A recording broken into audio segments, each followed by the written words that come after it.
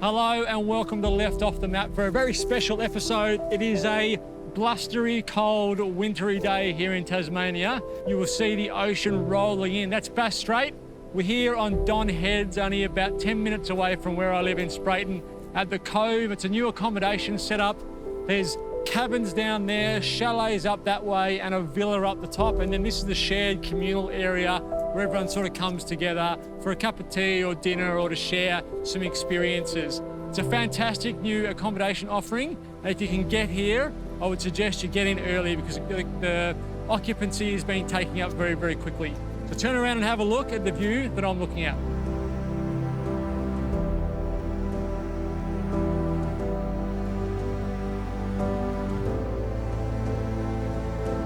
So I'm going to go inside where it's a little bit warmer and get into the kitchen. We're going to do 2 dishes. We're going to start off with a simple pasta and then a little dessert. And we're catching up with a good friend, Sonny, who created Beto Donuts. He's going to come along and show us a nice simple dessert we can do in the kitchen.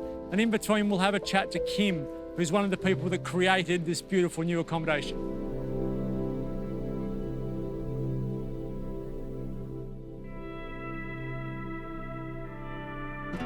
Standing here looking out at that view, it is spectacular. And I think it's one of those places that even on a rough, windy day like this, I think it would actually be better being here than it would be on a summery, beautiful day, because you get to see the real wilderness and wildness of Tasmania, especially this coastline up here on the northwest coast of Tasmania. So I'm about 5 to 10 minutes drive from where the normal kitchen is back at my house. And we're going to spend the whole episode here. We're going to have a chat to a few guests who are staying here. I'm going to cook a recipe now, and then later on in the episode, we're going to catch up with Sonny, who we know about. He started a little donut shop in Burnie. He's going to come in, drop off some donuts, and also take us through a bit of a dessert. So we'll get started on my recipe first. I'm doing cacio e pepe, except I'm using some mixed peppercorns. Instead of just the normal black pepper, I'm going to use a bunch of mixed peppercorns. So I've got white peppercorns, black peppercorns, and pink peppercorns. So to give us a different look, but also a different flavour from those different peppercorns. The pink ones almost have a Szechuan sort of flavour to them. The white is a lot softer and the black is it's got that normal bite that you think of when you think of black pepper. So the first thing I have to do is get my pasta on. Because this dish comes together pretty quickly and it only relies on 3 real ingredients, the pasta, the pepper, and the cheese. A little bit of oil as well. I'm using a linguine, so I'm gonna pop probably enough for 2 serves into our pot. So if you go by the normal rule, which is sort of if you've got a handful that goes around to your first knuckle, or your thumb and index finger goes around to your first knuckle, that's 1 serve. So we're going to put 2 of those in. So 1, that's 2 serves of pasta into our pot. And it's a really, really well seasoned water. So I've got quite a lot of salt in that water. Because pasta is a dehydrated product, as that dehydrated product takes on that water to rehydrate, we want that salt to be drawn in. So we're seasoning the pasta inside, not just outside later. So I've also got it in a small pot. So you can, and a lot of the times you'll be advised to put pasta in a lot of salted water. For this dish, you want to put your pasta in a small amount of salted water because we really need the starch that's collected off the pasta as we cook it. We're going to use that starch as an emulsifying or thickening agent to help melt and then bind our cheese together to create our sauce for our cacio e pepe. So I'm going to let that cook. It's about 11 minutes according to the packet. 10 minutes. So we've got about 10 minutes for that to cook, and then everything will happen really, really quickly. So I've got a couple of minutes to wait and just sort of poke the pasta down into the water. Then I'm going to grate my cheese, then everything will come together really quick.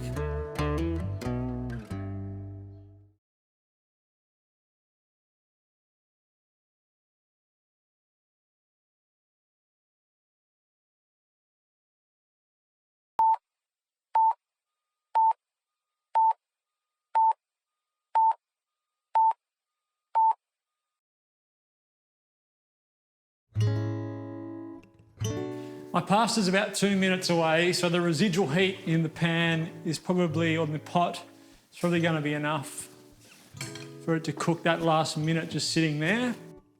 And turn this off. So in here I've got cooked pasta, but one of the things about durum wheat, the pasta, the flour that's used to create pasta, is it's quite starchy. And that starch has come off inside, or it's come off and it's in the water that's surrounding the pasta. So normally if you just empty pasta into a bowl, it'll stick together and it'll clump together, and that's because of the starch sticking it together. What we want to do is we want to use some of the starch that's in that water to bond. If we just put cheese on top and stir it, it won't turn into a proper sauce. But if we mix the water, the starchy water and the cheese together, it will come together and bond. Now, normally that wouldn't happen because you've got cheese, which is really, really high in fat, which hates water. Water and oil, water and fat don't mix, but the starch that's in there will make them bond together, and we should have a nice creamy cheese sauce to finish off with. So I'm going to drag this pasta and take a fair bit of pasta water into this pot with me.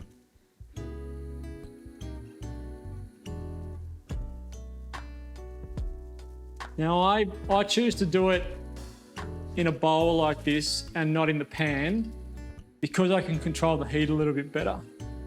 So I'm going to sprinkle that cheese on, mix it together. And this is where I can decide whether or not I need a little bit more water in there. Let's see how our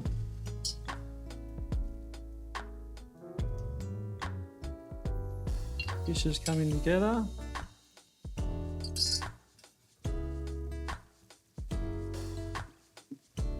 Last bit of cheese. Stir that in, and then we're ready to plate up.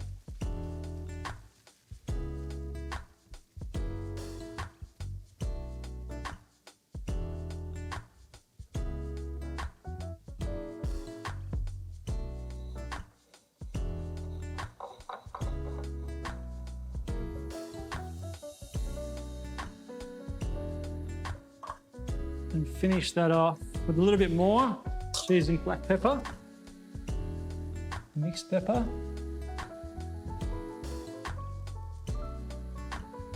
a bit more of the parmesan, and cracked pepper. And that is my cacio e pepe using mixed pepper instead of black pepper. So it is still a cacio e pepe, it's just I've got no idea how to say mixed in Italian. So it would be whatever is mixed in there in the middle of cacio e pepe. So that's it. A cheat's way of doing a really difficult dish. And the harder dishes are normally the less ingredients they have because you've got nowhere to hide.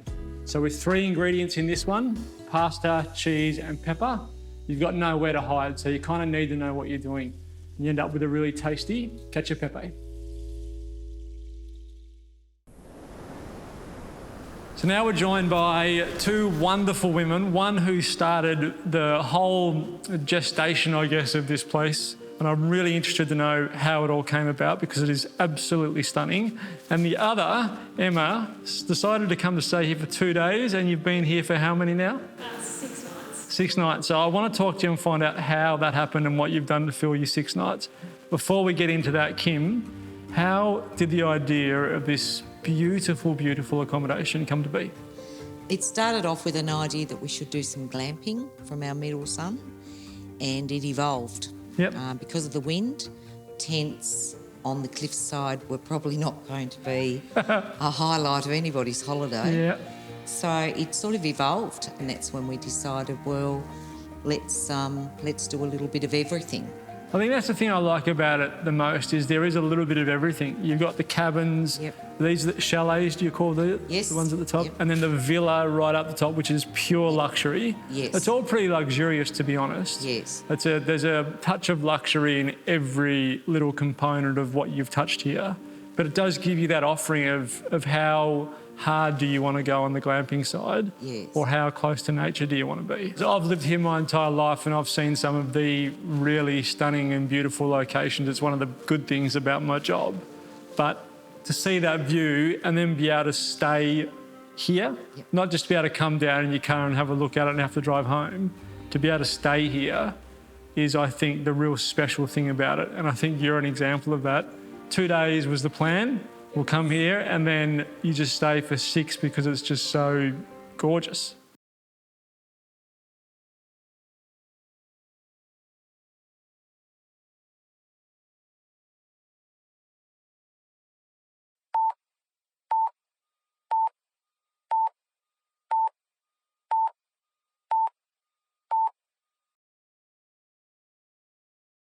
Two days was the plan.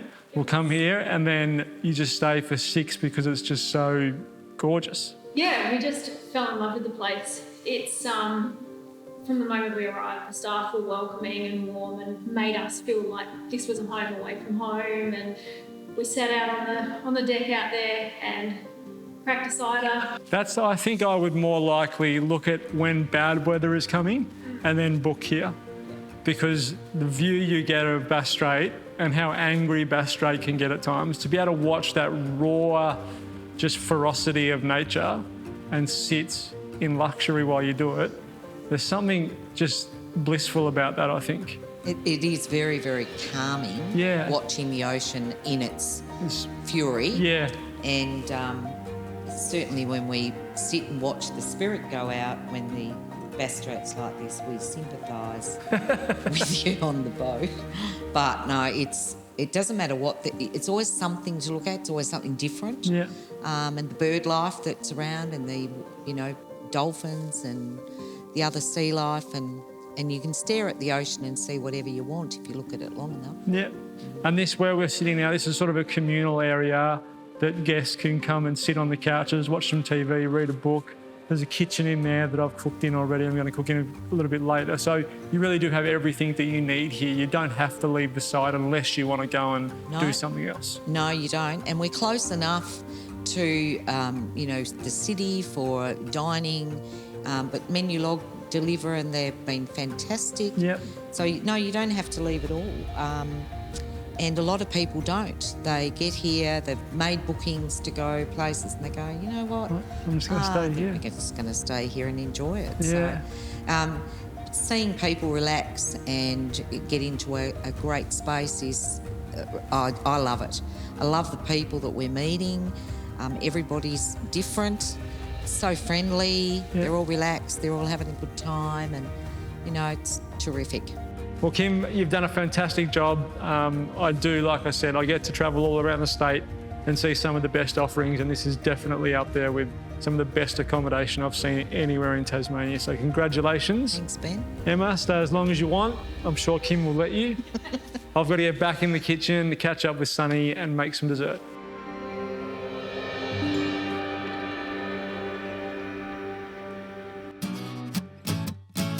I told you I was having a special guest come and do dessert with us. So we've got Sunny here. Now you will remember a little while ago we went and sought out Sunny to show us some of the donuts that he'd been making. And he's bought some with us. 16 ones. So we've got a salted caramel up here. That's the jam. That's a jam one, yeah. Vanilla glaze. We have a chocolate sprinkle, Nutella, and a Ferrero Rocher one. All right. I know you and your kids love the jam donuts. one. The kids will have the Nutella. They'll fight over that. Sally is probably going to have the Ferrero Rocher, I reckon. But the jam one is mine, and I'll probably have the glazed one as well. So you're going to do a different dessert for us? Yep, so I'm making a French toast with bread and butter pudding. Let's get into it. So what do we, I guess it's simple because everything goes together in a bowl and you mix it up. That's right. Pretty simple like that? Yep. All right, so start whacking those eggs in. So eggs go together in a bowl. And if you can talk while you're doing that, we've talked about this before, but where did the initial idea come from to go out and start cooking donuts during your COVID time? So I first started because, like most 16-year-olds, the first thing you want is a car. And so this all came from wanting a car? Wanting a car, yeah, my first car. And I knew my parents couldn't afford me one, so... I was trying to think back to when I was 16, what I would have done for a car. Start a business probably wasn't in that list. I would have just kept one cup of milk. Dad. All right, so you've got your 3 eggs, your cup of milk, and I'm just a cup mixing of that icing together. Sugar. Mix those together, and you just want a nice sort of well-mixed custard mix. That's right. I would imagine. And then we've got some, so for me, I like that you've bought sourdough. So I reckon if you're making French toast is normally made, or bread and butter pudding is normally made with softer style breads. So normally just a treated white bread, like a super soft bread, or brioche. They're the two normal breads that you use to make bread and butter pudding. But I like sourdough. So throw a couple of bits of bread in there.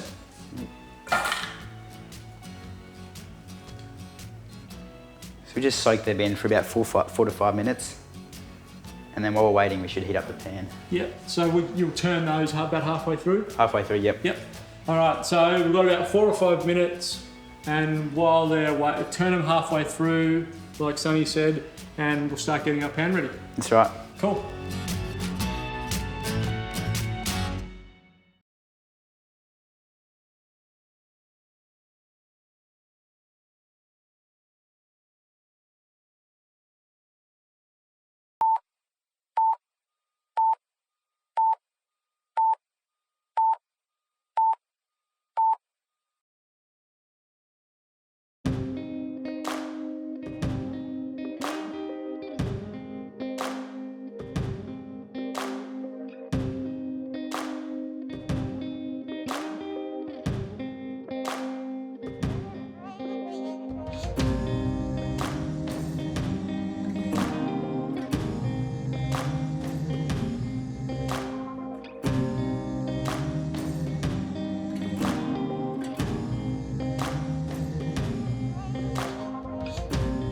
So very, very simple, but a pretty yummy bread and butter pudding or French toast.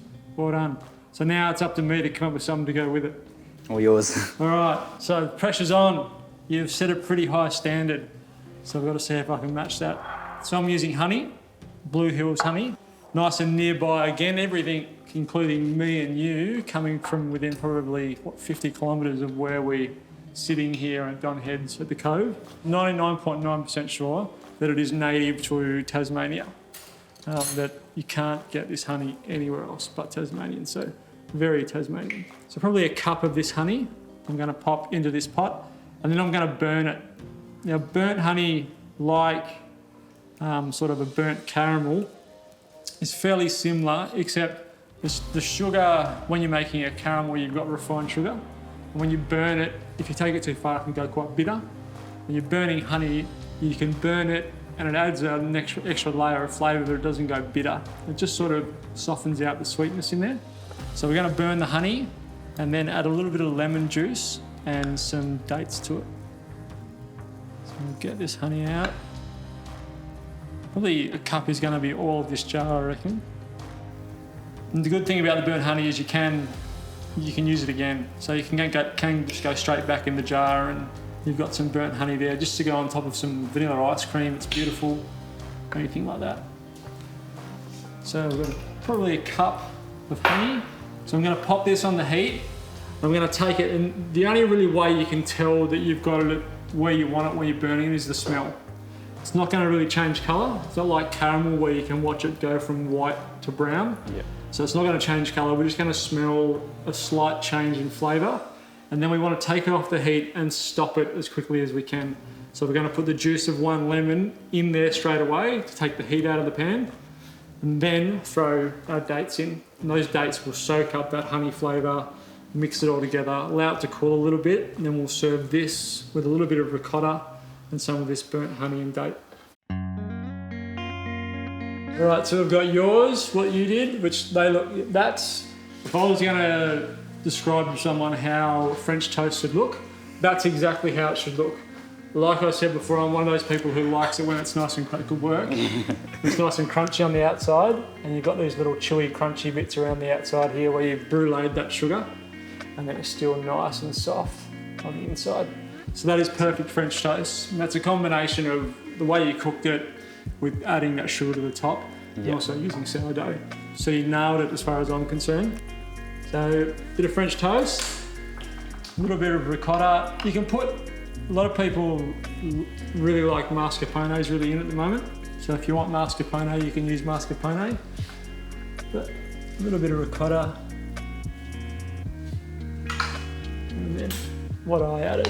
So this is our honey and date mixture. Smells really good.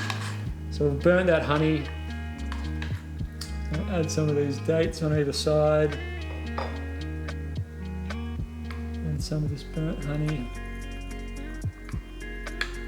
on the top.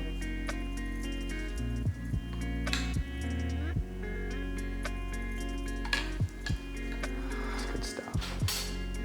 What do you reckon? It's magnificent, I it's think we make crazy. a pretty good team. Yeah, it's good. So between the two of us, we've created a very, very simple, but a really, really yummy dessert. Especially, I started with a really simple pasta. So if you're having a pasta like I started with, which is a light, simple, clean pasta, to finish it off with a really decadent, sort of rich, comfort food dessert, I think they're going to go nicely together. I think so too. Well done, mate. Congratulations on the shop. You've done a fantastic job, as I've told you before. For a kid of your age to take the risks that you've taken and be able to do what you do, I think it's absolutely fantastic. Yeah. And thanks for coming and joining me here at this spot. Amazing. Combination of a really, really phenomenally talented kid and one of, I think, the best new accommodation offerings in the state. I've had a pretty good day today, so it's thanks to the Cove and to you. Thank you very much for having me.